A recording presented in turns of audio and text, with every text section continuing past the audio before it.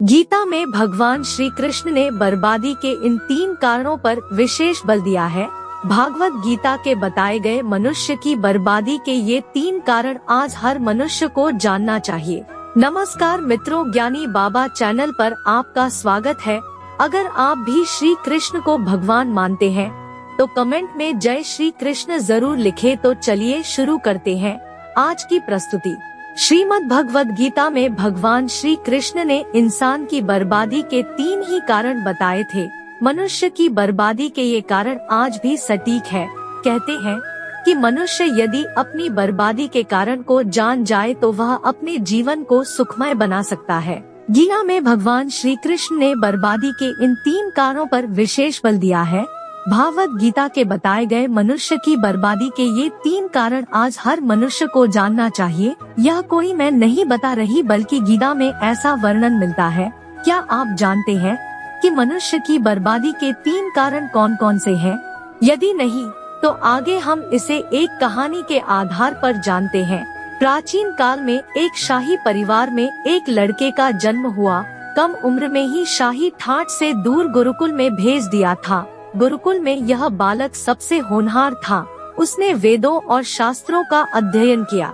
गुरुकुल में अभी उसकी शिक्षा समाप्त भी नहीं हुई थी कि उसके माता पिता और सभी भाई बहन प्राकृतिक आपदा में मारे गए।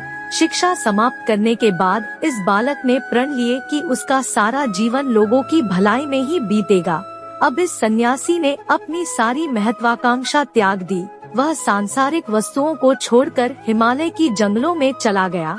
उसने लंबे समय तक तपस्या की।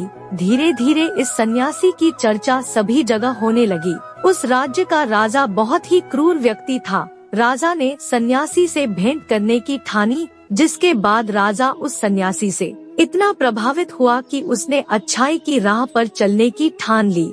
राजा मन ही मन सोचने लगा कि अगर ये सन्यासी मुझे चंद मिनटों में ही इतना कुछ बदल सकता है तो यदि ये मेरे पास रहने लगे तो मेरी जिंदगी ही बदल जाएगी। इसके बाद राजा ने सन्यासी से अपने साथ चलने के आग्रह करने लगा। सन्यासी इसके लिए मान गए और राजा उन्हें साथ लेकर महल में चले गए। वहाँ राजा ने सन्यासी को शाही कमरे में भोजन करवाया। सन्यासी ने राजा का धन्यवाद किया और जाने की आज्ञा मांगी, जिस पर राजा ने कहा, आप हमारे बगीचे में हमेशा के लिए रह सकते हैं। सन्यासी ने राजा के प्रस्ताव को स्वीकार कर लिया। बगीचे में सन्यासी के लिए एक कुटिया बना दी गई। राजा ने भी सन्यासी की खूब सेवा की। कुछ समय बाद अचानक राजा और रानी अपने पड़ोस के राज्य में चले गए। साथ ही एक सेवादार को सन्यासी की सेवा के लिए बोल गए, लेकिन सेवादार बीमार पड़ गया और अगले दिन से आया ही नहीं। ऐसे में सन्यासी को कोई भोजन देने वाला भी नहीं था। कुछ दिनों के बाद जब राजा वापस आए तो सन्यासी ने राजा को बहुत डांटा। राजा ने सन्यासी से क्षमा मांगी और फिर सब कुछ ठीक हो गया। फिर कुछ दिन बाद राजा को राज्य से फिर कुछ दिनों के लिए बाहर जाना पड़ा।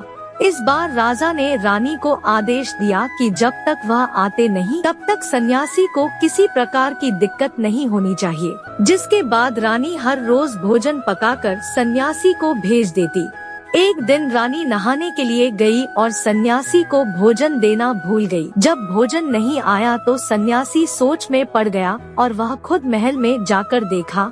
सन्यासी की नजर रानी पर पड़ी तो उसने रानी के अद्भुत रूप को देखकर चकित हो गया। सन्यासी रानी की सुंदरता को भुला न सका और उसने खाना पीना छोड़कर अपनी कुटिया में पड़ा रहा। राजा जब वापस लौटा तो उसे सन्यासी के हाल का पता लगा। राजा ने जब सन्यासी से ये सब पूछा तो उसने कहा कि मैं रानी की अद्भुत सुंदरता का कायल हो गया हूँ। इस पर राजा ने सन्यासी से कहा कि आप मेरे महल में चलिए, मैं रानी आपको दे दूंगा। कुछ दिनों के बाद रानी ने उस सन्यासी से कहा कि आप क्या थे और क्या हो गए। आज आप वासना के कारण मेरे गुलाम हो गए। यह सुनकर सन्यासी को महसूस हुआ कि वो तो एक सन्यासी है। सन्यासी जोर जोर से चिल्लाने लगे और रानी से कहा, मुझे क्षमा कर दीजिए। इस प्रसंग का सार ये है कि जब इच्छा पूरी नहीं होती है तो क्रोध उत्पन्न होता है और अगर पूरी हो जाए तो लालच बढ़ता है।